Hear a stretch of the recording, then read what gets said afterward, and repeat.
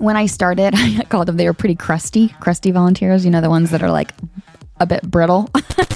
Go stand at the door, welcome people in, bring them to a seat, but that's all they do. And I used to tell my volunteers this, the door can hold itself. It does not need you to stand there.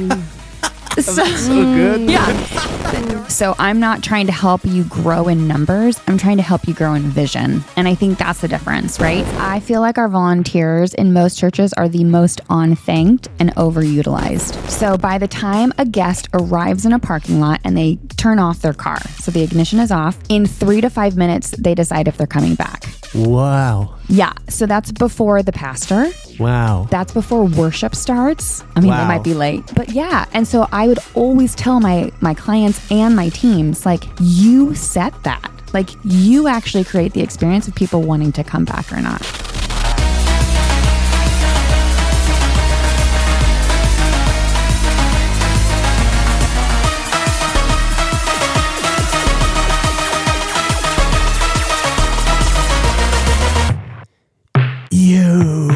What's up, my friends? Amigos, aficionados de la fe. My name is Beto Gudiño, and today we have an amazing episode because we're gonna discover how can churches be more friendly and welcoming, and why is that important for a church, right? So if you're interested in this topic, we have an expert today on the episode, Deb Rydman. But before we do that, I want to introduce you to a very special person who's sitting next to me, which is my wife, Millie, because it's her second time on the show, and we're going to do this more often. That's what we want to do. We want to be a team. We right, are Millie? a team, Beto. We already do it in Spanish, and I said, why not? We got to melt in like this, like English and Latino Anglo. It's like, let's break that a little bit. I don't like when it's like, oh, just the English, just the Latino. I want to bring it together. Use our Spanglish. I can join the Spanglish. Sweet. Nice. Okay, Millie. So, I mean, why don't you say hi and then introduce us to Deb, maybe how we met or something like that? Well, my name is Miriam Gudiño, but, my closest friends call me Millie. My family call me Millie. So, please call me Millie. Millie it is. Yes. So, Deb, you don't know this, but I met you 10 years ago. Did I? Oh, yes. You don't know that, but I used to go to Rod Harbor. Oh, my. And your personality, it's like so beautiful, and your smile, and I never forget about your face.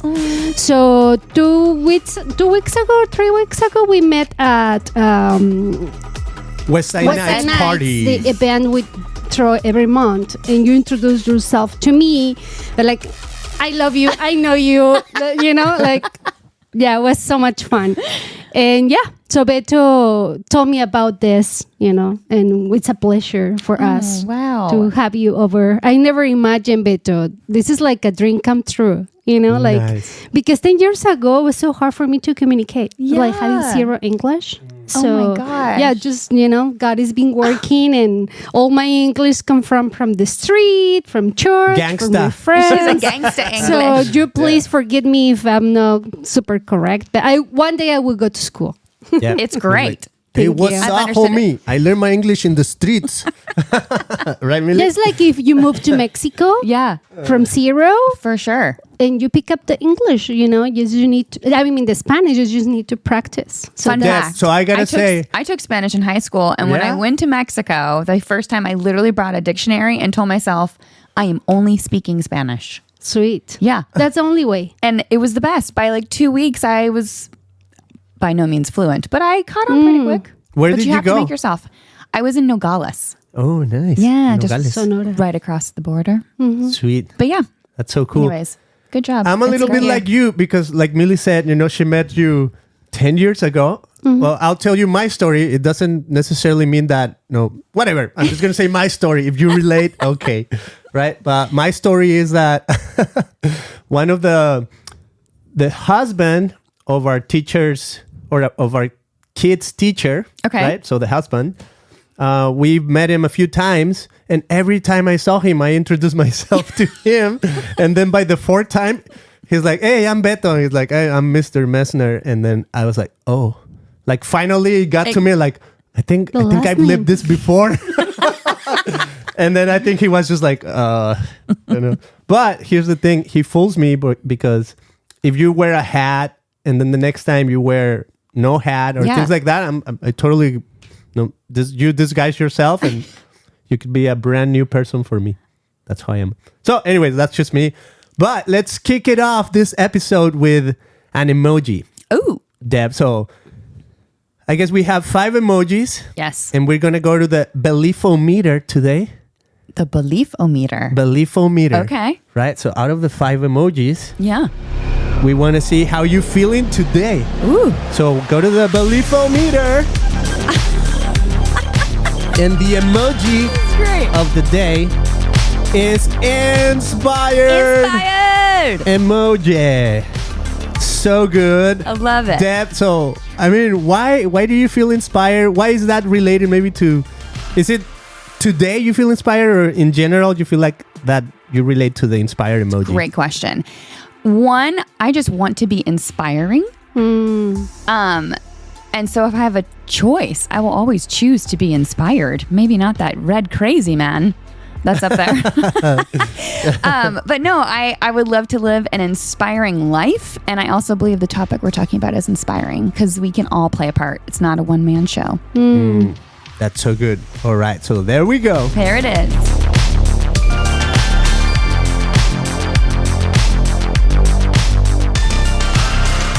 Inspire. So I love it. That's how we're feeling today. And so 10 years ago, like Millie said, we met at Rock Harbor. And Rock Harbor, for the people that are not familiar, right? Because people tune into this from everywhere. Yeah. Like all around the world. And it's a church in Costa Mesa, California. It's been around for maybe 25 years, something like that. 20, right? Yep, 25 years. They just had a 25-year anniversary. Yeah. And I remember when I was younger hearing about, the launch of the church and whatnot.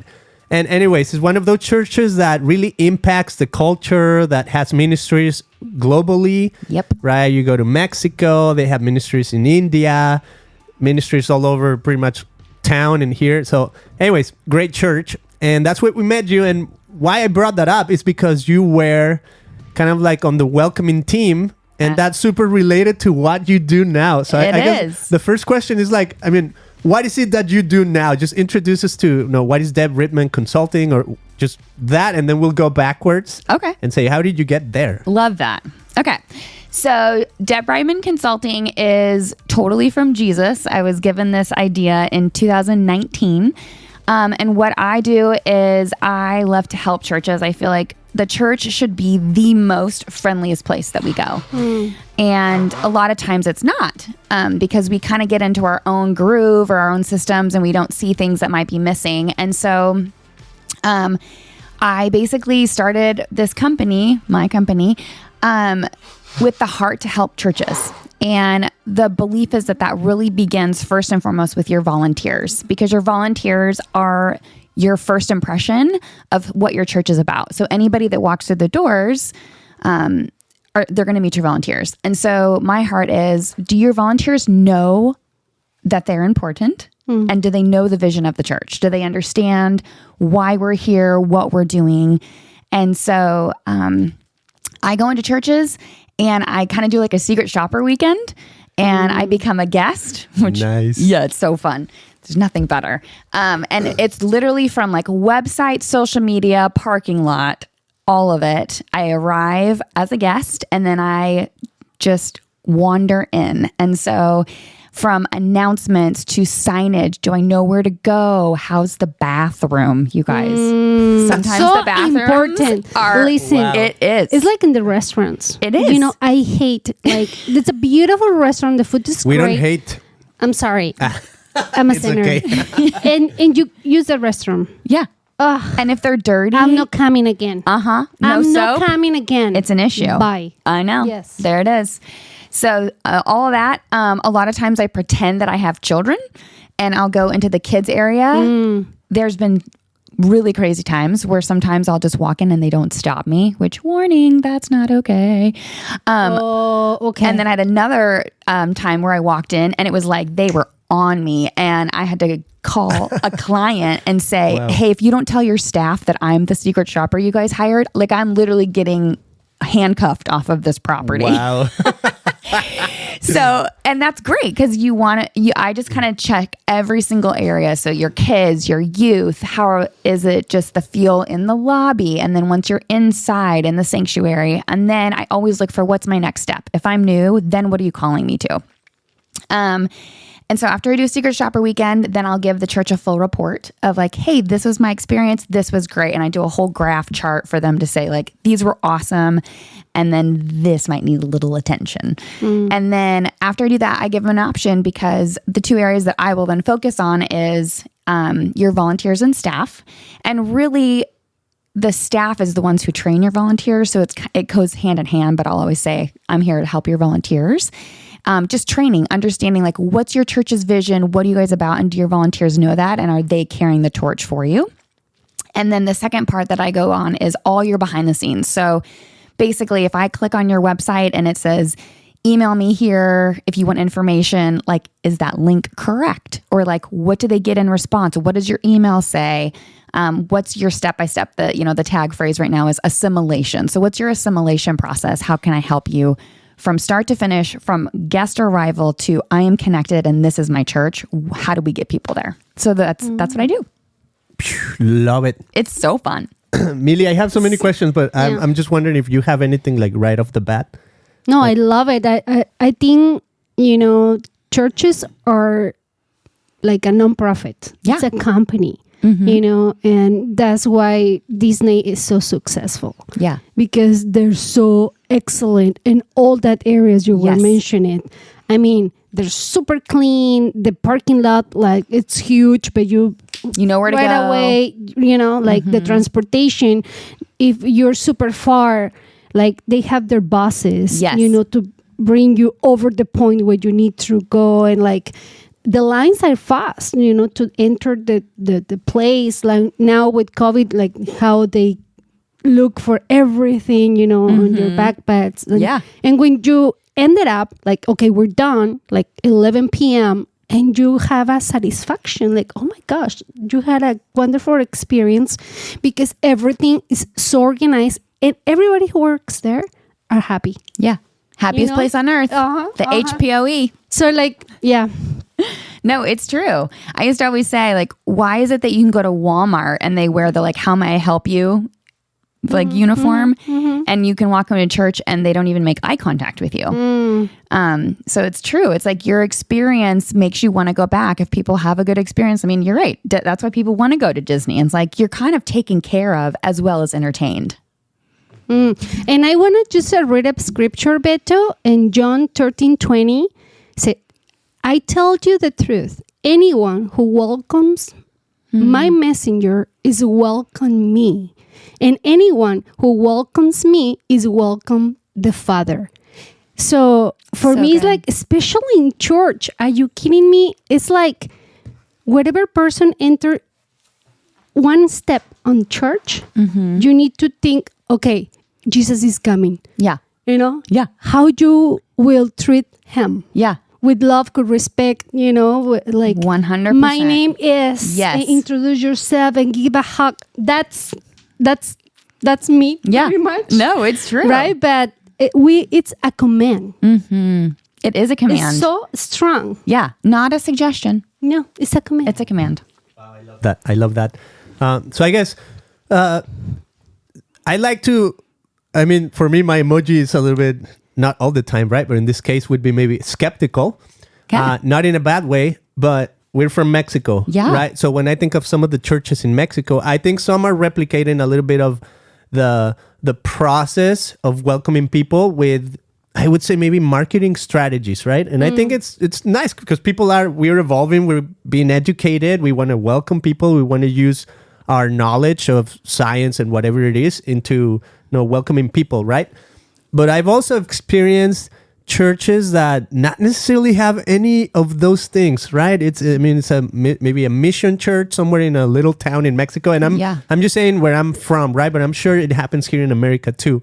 And I would say maybe sometimes some of the churches can feel a little bit of like, I don't have the spectacle to welcome people. I don't have maybe the Disney budget to welcome people, with fireworks and lights and smoke and, make it an amazing. I feel like I tend to like that, because when I see a spectacle, I'm like, wow, somebody's behind this and somebody meant to transfer some emotions to me, right? So I think in a sense, the church is trying to do that. Like, it's not just the welcoming, right? So I guess my word is, how are we sure that what we are providing is authentic? Yeah. Versus we're just doing it because it's a strategy to have people on the seats. 100%. Right? I will always say to my client at the beginning, I don't do this for numbers. So I'm not trying to help you grow in numbers. I'm trying to help you grow in vision. And I think that's the difference, right? Where if you actually, so my thing is imagine two churches, right? Like you have a group of people who are told what to do, go stand at the door, welcome people in, bring them to a seat. You got all the glitz and the glitter, but that's all they do, versus a group of people. And I used to tell my volunteers this, the door can hold itself. It does not need you to stand there. So good. Yeah. The door can hold itself. So if you see somebody, go to them. And, by the end of my time at Rock Harbor, they could all say it. They all laughed. They're like, we know, Deb, the door holds itself. I'm like, it does. It doesn't need you, but people do. Wow.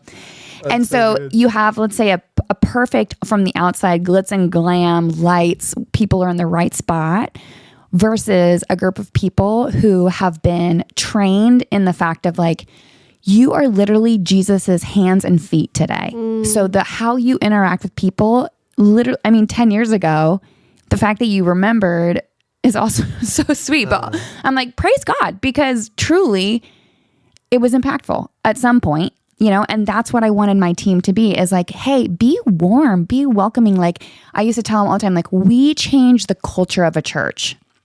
So your people, if they know why they're standing there, like, hey, my job today is to be Jesus.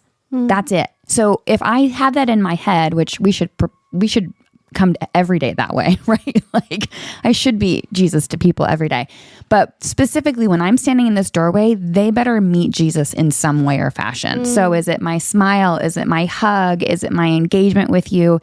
Is it that I took the time to see that you were lost and confused, so I walked up to you and I led you to the bathroom, or I brought you to a seat? Like how we care for people is an interaction of Jesus.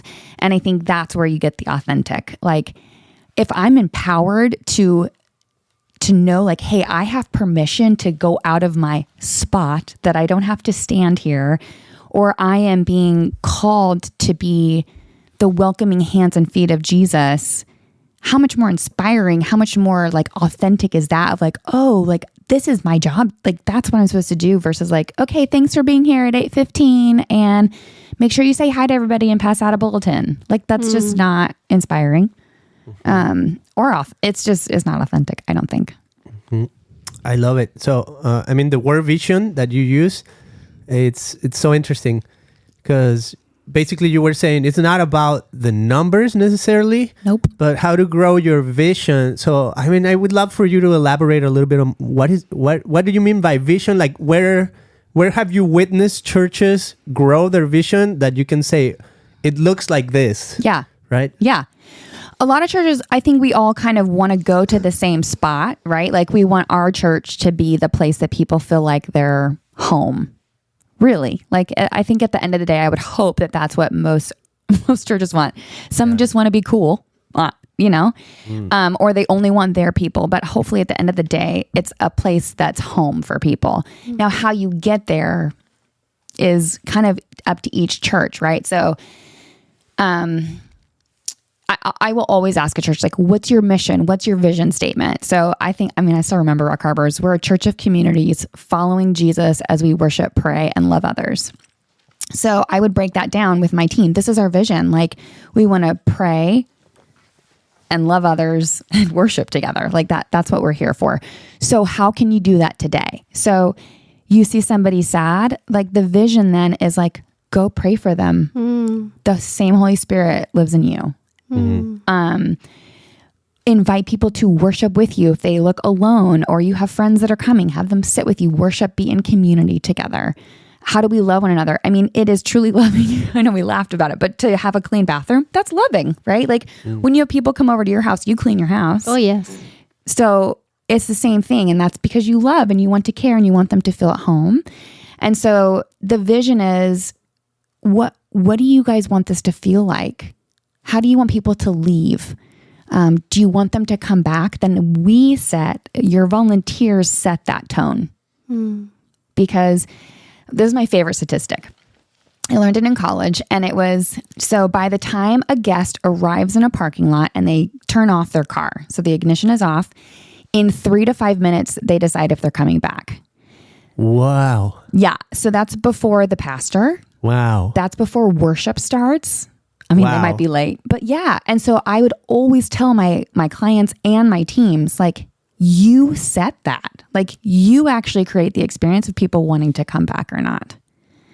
And I think that's where it, again, changes your whole mentality of like, why I'm here. Like, oh, it's what I do. I'm just serving my church, versus like, I want people to meet Jesus and I want them to feel like this is home and I want them to come back.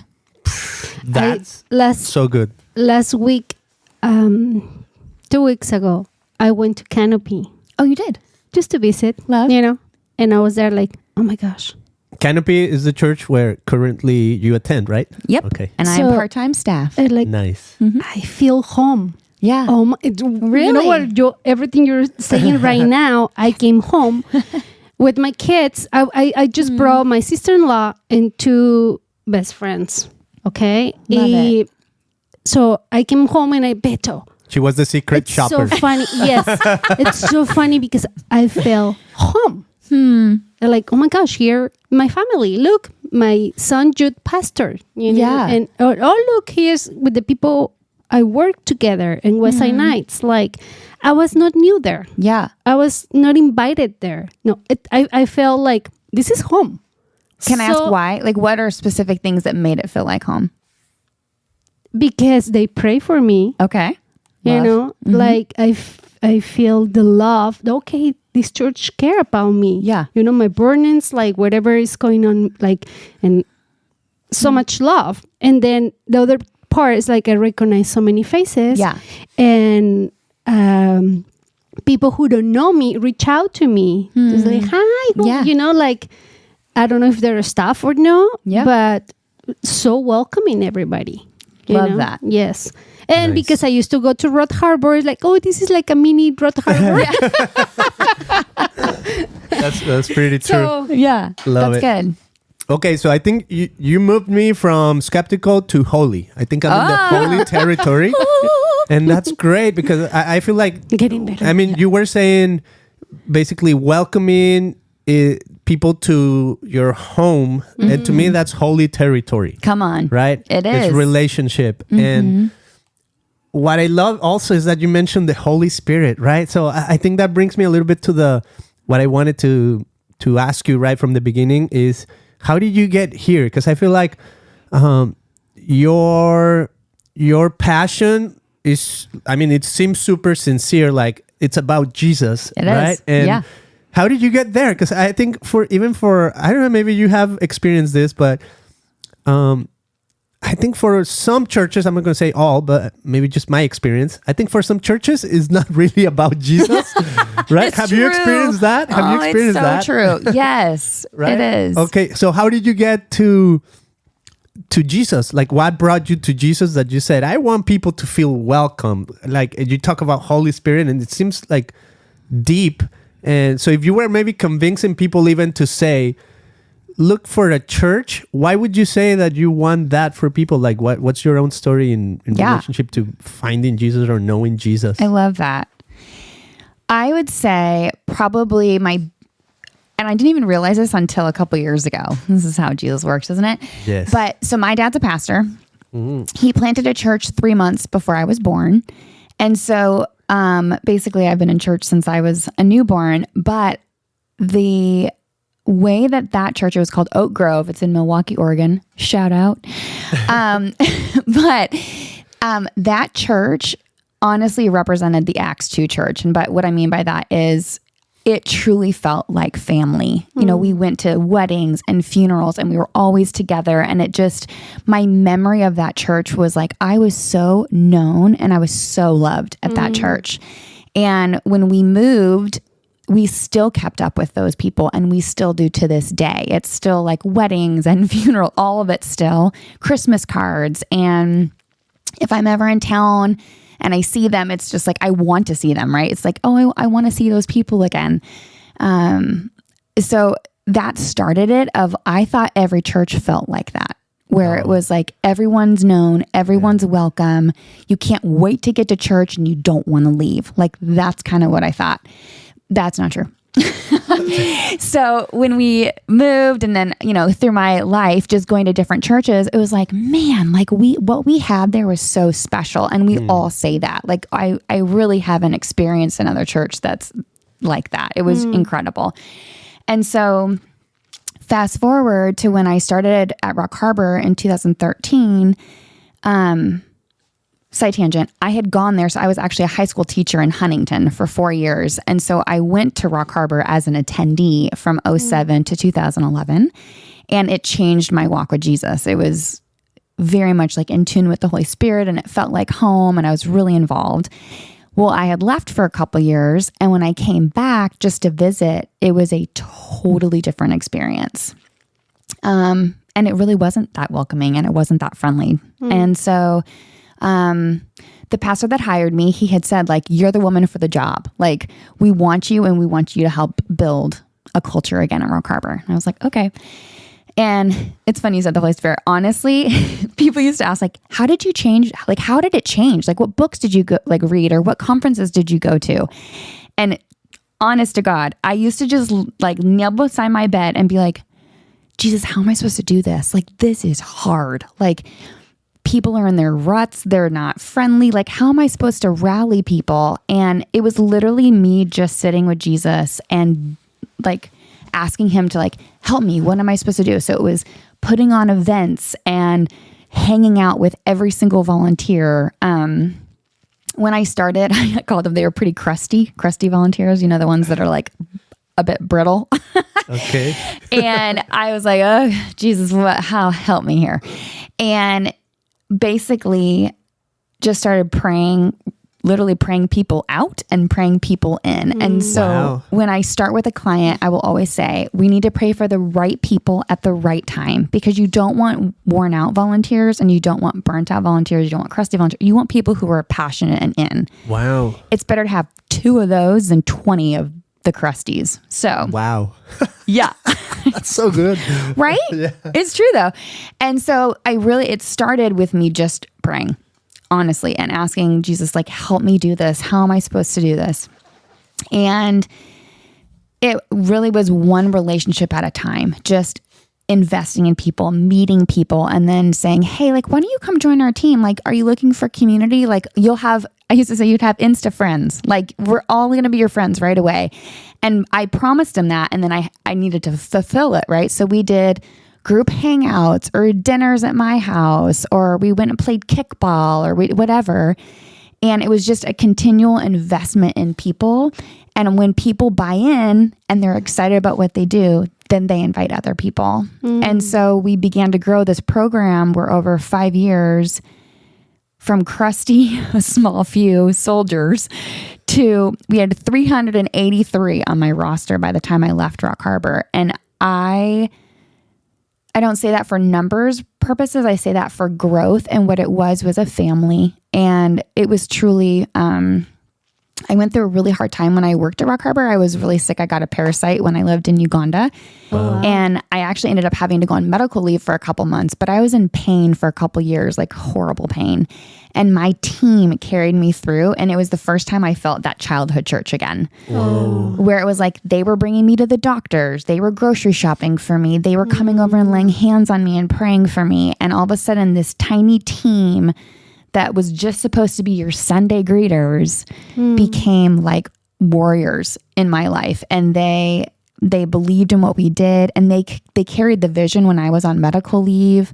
I had an amazing intern. She stepped in and just ran it. And everybody knew why they were there and what they were doing, and they didn't need me anymore. And I think that's a great leader, is you want to kind of work yourself out of a job where, as long as you give that vision to your people, they buy in, and it's got to be an inspiring vision, right? Of like, this is what we're doing. So all to say, I think that the building of a community was the hope and the dream of like, let's make, because, Rock Harbor was big. And I was like, okay, let's make this feel like a mini church within a church. And so, our serve team, some of them did life groups together. So they were meeting on a weekly basis outside of church. We did a ton of just fun things to build community, because that's why people want to come back, right? You want it to feel like home. You want to feel known. And if your team can do that, if your volunteers create that environment, then not only are they invested, but then they bring other people.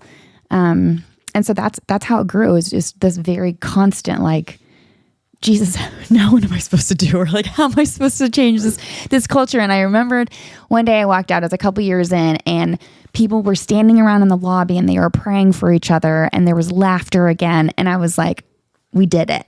Nice. Not I did it, but we did it. Like, they caught a vision, and they bought in, and it actually changed a church environment, which was so cool. Wow. That's so good. I love how, I love the hope in that, that it went from crusty volunteers to a successful home field family. Yeah. Right. And so, I mean, that already, like right there, you moved me to divine, because I feel like the word you were using was friendship, right? So I think what you had when you were little was, in a sense of family, friendship, home, belonging. You had all of that, and then kind of like God gave you that experience so you could start replicating that in other places, right? So one of those was Rock Harbor, and I mean, you do now that for a living, and you're now on Christian podcast where people are learning about this, and this is important. It is important, right? And it's about, I think, to me, it's about the friendship. Like, why? So my question is, why do you think the people that were there at the beginning were crusty? And why do you think the other people felt like, this is my family, this is home, this is friendship? Is it that those people, they just didn't want to have friends, or why are people like that? Well, here's one of my first responses to that. And that is, I feel like our volunteers in most churches are the most unthanked and overutilized. And to me, it was my heart. Like, I want my volunteers to know that they are important and that I see them. And if you're sick, don't come. Like, not because I don't want you, but like, take care of yourself. Or, I even said, I'll go back. One of the crusty guys, if he ever listens to this, he'll laugh. But I firmly told him he needed to take a 6-month sabbatical. I was like, you're burnt out. Like, you're telling people don't join the team. Like, you're not kind to people who walk in. And I had to have a really honest conversation with him. Wow. And I said, this serving has become your identity. And I don't want that. Like, I want you to be fresh and excited, not that I have to be here and this is like exhausting to do this. And so I took, I gave him 6 months off, and he came back to me after 6 months, and we had a conversation. He goes, I don't know if I'm ready yet. And I said, tell me why. And he goes, it did become my identity. He goes, I felt like the checklist had to be done or I wasn't succeeding. And he goes, it's been so nice to just come back and then just receive from the team, like as a guest versus being responsible. So he took a couple more months off. And then when he came, we had lunch again, and he said, I think I'm ready. And I said, yeah, I think you are too. And about a year later after that, after he had been serving again, he said, that was the best gift you could have given me. Like, I was burnt out and tired. And I think it's because it's our loyal ones, right? We always, the percentage of like 10% of the church carries the other 90%. And so a lot of that lands on our volunteers, and they're doing so much for us. If they don't feel thanked or they don't feel important, a lot of times it's like you hand them and say, hey, go stand over there, versus like, hey, how's your mom? How's she doing? Like, how are you and your new wife? Like, knowing our people is so important. And a lot of times we just want a warm body to stand next to the door.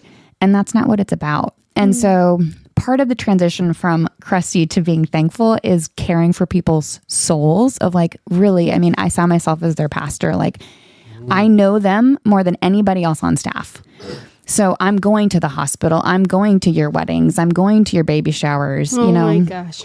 I'm calling you and making sure you're okay. And I had a rule with my leader. So I had 36 leaders and I did a rotation. So I would meet with 2 or 3 leaders every single week. And they knew that every other month we would meet. And they loved it. And I said, here's the expectation. If you call yourself a leader, so I had 2 leaders over each team, greeters, ushers, connect desk, all that stuff. If I'm meeting with you every other month, then my expectation is that you're meeting with your people every other month. So they had, let's say, a roster of 20 people. And I had one guy who lived pretty far away. And I just said, Tuesdays, make Tuesdays your day. When you're driving home from work, you call at least one person a week. Check in. How are you doing? What's going on? And I would say the success story of knowing we made it was this one time we had a girl on our team, her appendix bursted, and she called her leader before she called her parents because that leader had checked in with her all the time. And she knew, closer. She knew that he would pray for her. And so she called him. He called me, and I was at the hospital before her parents were there. And I'm like, this is when you know who's the real family. Yeah. Well, not only poor family. No offense to the family. I mean, but it's like, but yes, truly, who's closer to you? Because sometimes that happens. Yeah. You know, like it sounds bad and sounds kind of mean, but that's the truth. Yeah. Like sometimes your family doesn't want to be there for you too. Right. You know, they're not there. Right. You know, it's hard. It is. It's tough. But I think that's where you go from somebody who's crusty to invested, right? Because what happens, that story gets out and it's like, oh, my team cares for me. Oh, my team knows me. Hey, my leader was at the hospital. And it's like, who doesn't want to be part of something that's like that? You know? And again, it's not about the numbers. It's about the people. And so if you it's are like a real friendship. Yes. Right? Yeah. Because that's your goal. You know, me as a mother, I know I'm a teacher, you know, for my kids, but I want to be close to them. Yes. Almost to be friends, but we're no friends. I'm their mother. You know? Good job. Yes. Quasi friend. Love it. That's so inspiring.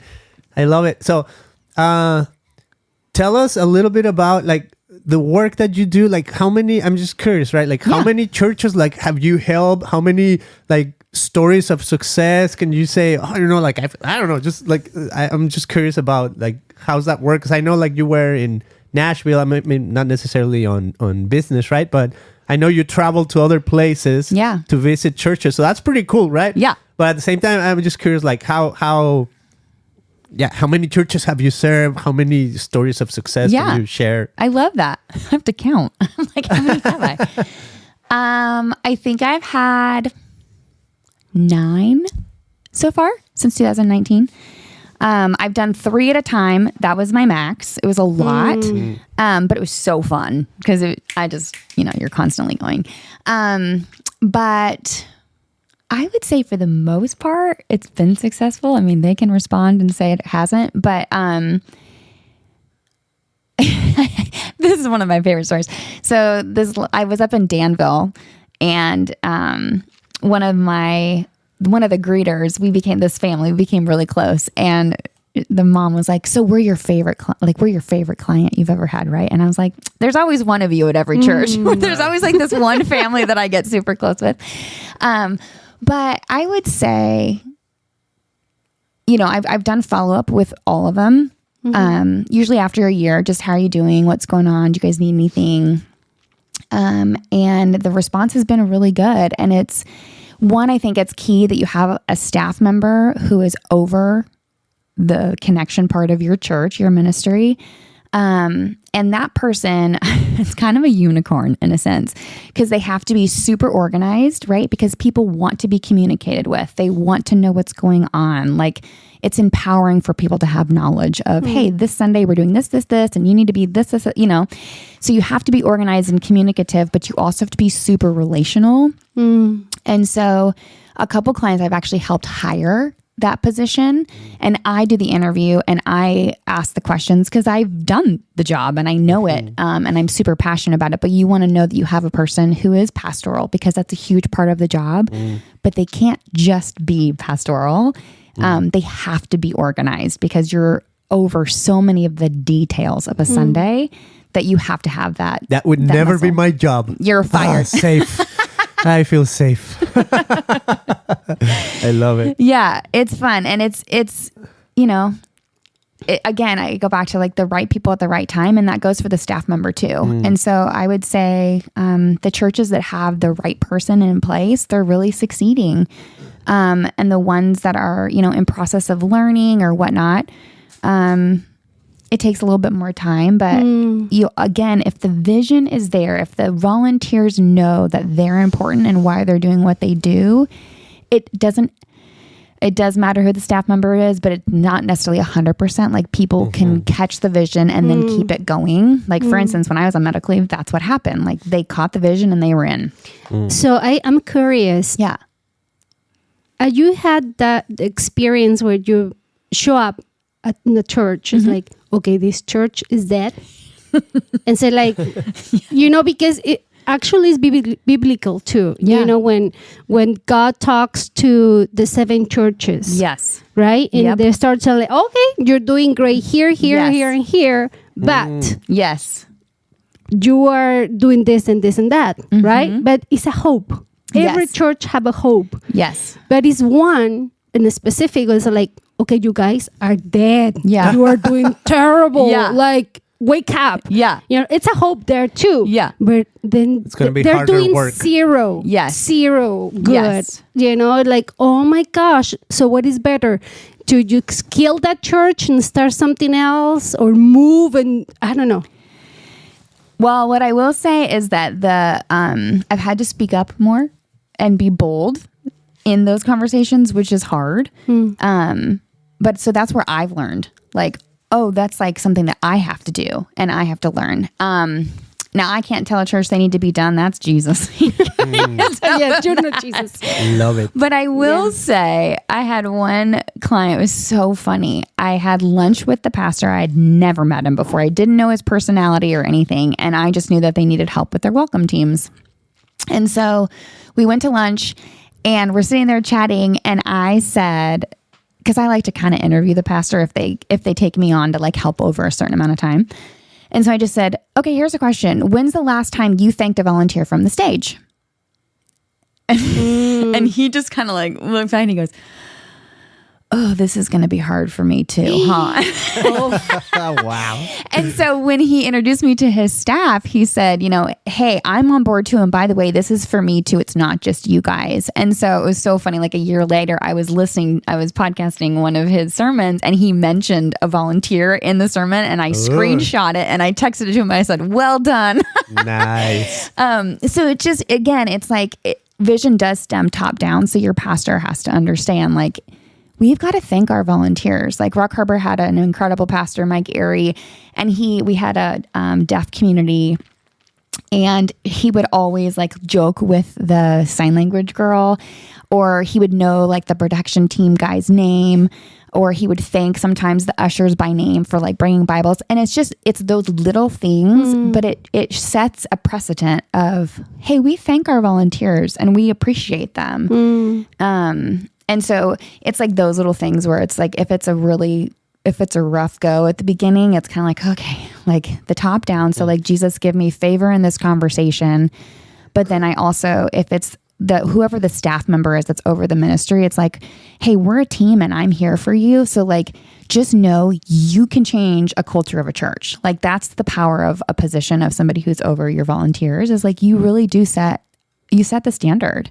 And that's empowering for anybody. Like, hey, do you want to change something? Like you can do it. Like, let me help you. Wow. Yeah. And I love how you said, I mean, for you in your own journey, when you were challenged with, wow, these volunteers need to step it up, right? You said it started with you praying, right? So I feel like always. that's the hope, right? So I think there's hope for all churches. And I love what you mentioned, Millie, that even in the Bible, in Revelations, right? That's where God's like speaking specifically to every church, and he knows every church, and he knows their good, their ups and downs and all of that. So that's so hopeful, right? I think, and I love how you say, well, it's up to Jesus, right? To say when should you be done. So I would say that God can use you. Yes. Yeah. I would say It's not always easy. right before we wrap up, I don't know if you have a last question, Millie, or if you, Deb, if you want to say something like, oh, I didn't say this, and I think, it's super relevant to this. Yeah. And then we'll move on to the emojis. So who can hire you? Small churches, big churches? Anybody. Like Anybody small churches can have the budget to pay you? I don't know. They can. Okay. Yeah, no, my heart is to help. Okay. Truly. And so I actually, you'll love this. Go ahead. It's funny because we really need you. Well, come More on. people like you, because I feel that it's so important. Yeah, I agree. So important to be reminder that who we are in Jesus and what is family do for others. Yes. And when you say, this is my family, I'm doing really my job. I care for you. And the hard part, like sometimes people doesn't want to be helped. And it's so hard. So, Yeah. it's hard. So, yeah, like you say, Yeah. God help us, because we're not the ones who are going to change hearts. Nope. Right? Oh, We cannot. But I think by praying, right, and ask God for wisdom and what I can change Yeah. in my heart to affect others. Yes.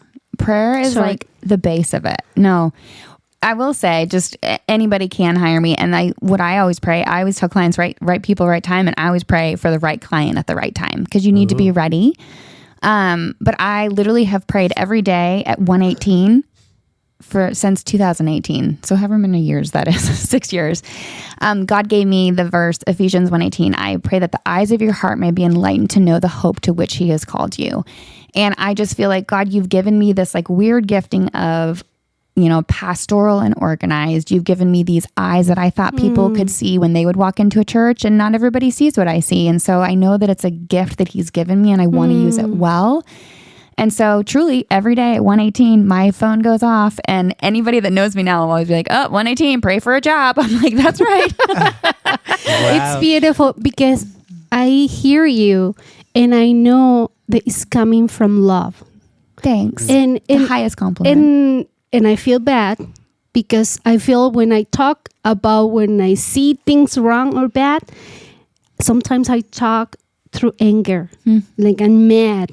So I feel you, and I know your heart, it's Thanks. pure and it's coming from love. Yeah. Thank So you. sweet. That's a high compliment. It is. I love the church. I believe in the church.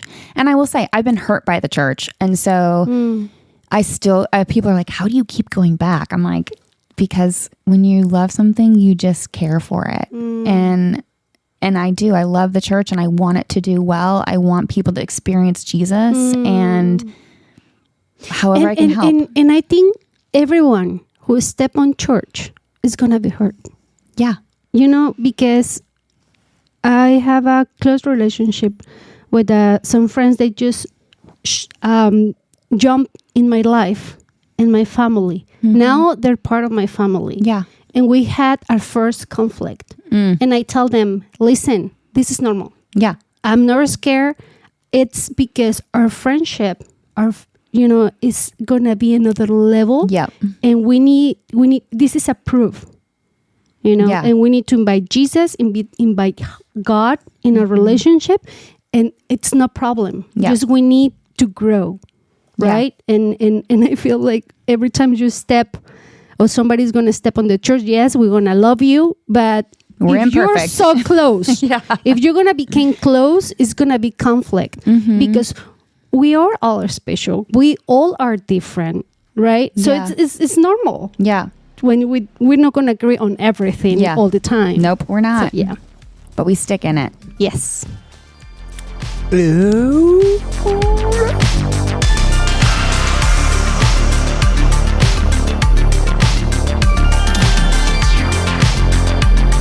Okay, so the emoji time has come. I love this. Are you ready? So we're going to go over the 5 emojis, starting with blasphemous. You can call it shocking or whatever. It's the worst idea. So basically, I always ask, in the field of work that you do, what would be the worst idea, the most blasphemous, the furthest away from God that you can think of? What would be blasphemous in my field? Oh.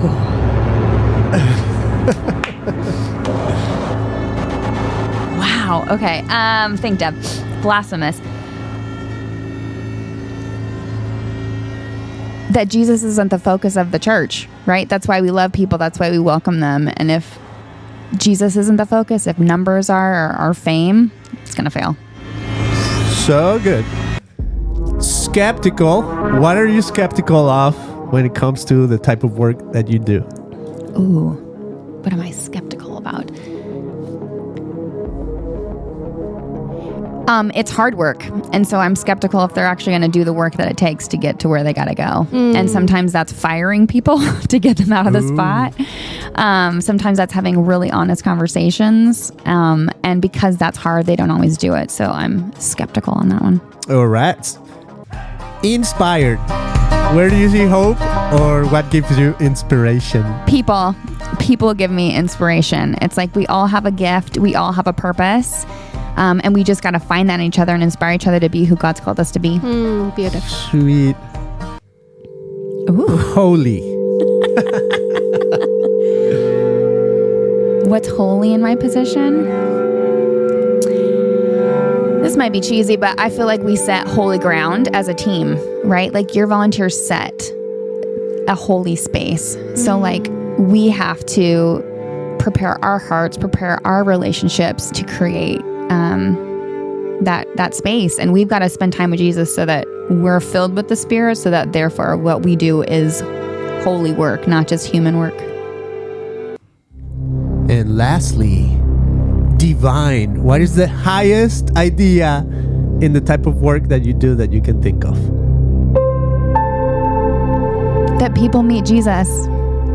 That when they walk in, it's like, man, I've never met anybody like you before. Like you feel like I've just met Jesus. How you interacted with me.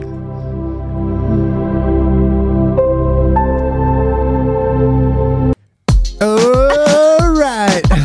Party time. Party time. So we come to the end of the episode. But first, we want to say, where can people find you? Where can people go to say, I need help? Yeah. Right? How do they find you? Well, I can send you I have a Facebook page. It's Deb Rydman Consulting. I have a website. Guess what it is? Deb Rydman. DebRydmanConsulting.com. Okay. That's me. If they message you, you can send them my info. And then I also just have Deb Rydman. So I'm on Facebook and Instagram as well. Love it.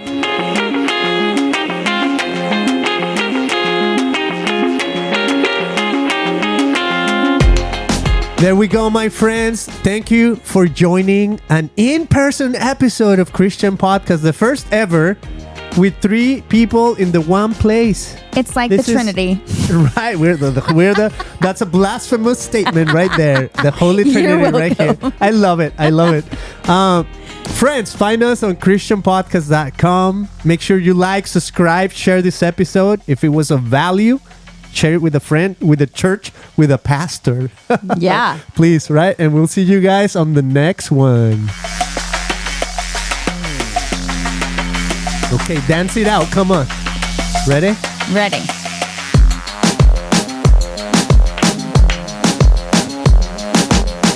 There we go.